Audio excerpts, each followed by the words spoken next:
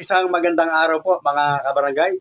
Nagkawindang-windang na naman po si Juan de la Cruz dahil sa magkakaiba po na interpretasyon ng mga vlogger, ng mga nagko-comment hinggil po dito po sa napabalita na hindi na-transmit yung copy po ng ratified bill o enrolled bill. At syempre po ang aking paulit-ulit po na pag-aanyaya sa mga napadaan lamang sa aking channel. Kayo po ay aking malugod na inaanyayahan na mag-subscribe. Pakiclick po yung notification bell para palagi po kayong updated sa aking mga bagong videos. At may chance po kayo na mabigyan ng libreng silver.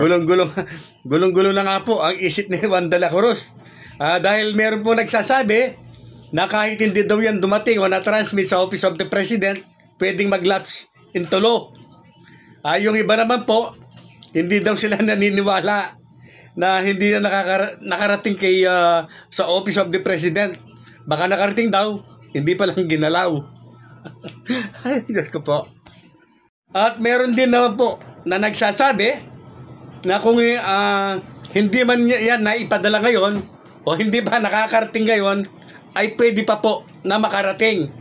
Pwede, ibig sabihin, kumbaga, ay pwede pang ipadala ngayon sa Office of the President. Pag-usapan po natin. Mga kabarangay, ang aking sasabihin po ay sinipi ko rin sa batas. Ano po? Ang isang bill po o ratified bill o enrolled bill na pinagkaisahan po ng Kongreso at ng Senado sa Bicameral Conference Committee, itatransmit yan sa Pangulo. At may 30 days ang Pangulo kung pipirmahan yan para maging batas. Or kung magiging after 30 days lapse into law o ibebeto niya. Yan ay kung ipinadala, dumating na transmit yung kopya ng resolution sa Office of the President. Paano kung wala? Wala nga Ano ang aaprobahan niya? Anong pipirmahan niya para maging batas yan? Ano ang kanyang ibebeto?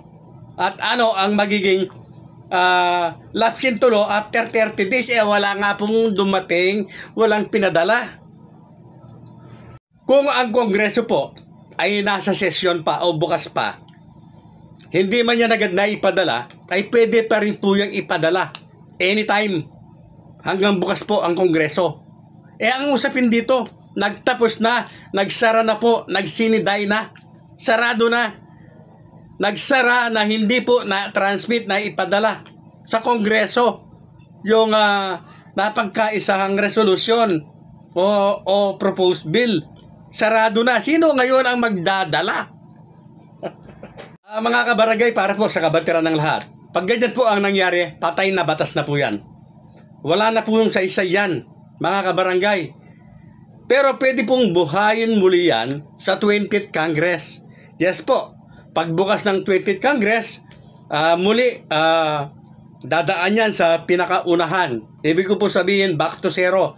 Kung ano yung ginawa nila noong una hanggang yan ay mararatipikahan, ganun din po ang gagawin nila. Then transmit to the Office of the President. Yes po, sa 20th Congress, pwede po nilang gawin yan. Pero yung 19th Congress po, na naipasa na panukala o panukalang batas, patay na po yan, sugi na yan, dead na po yan. Ang halal po, December 1, 2025. Coiners Ring.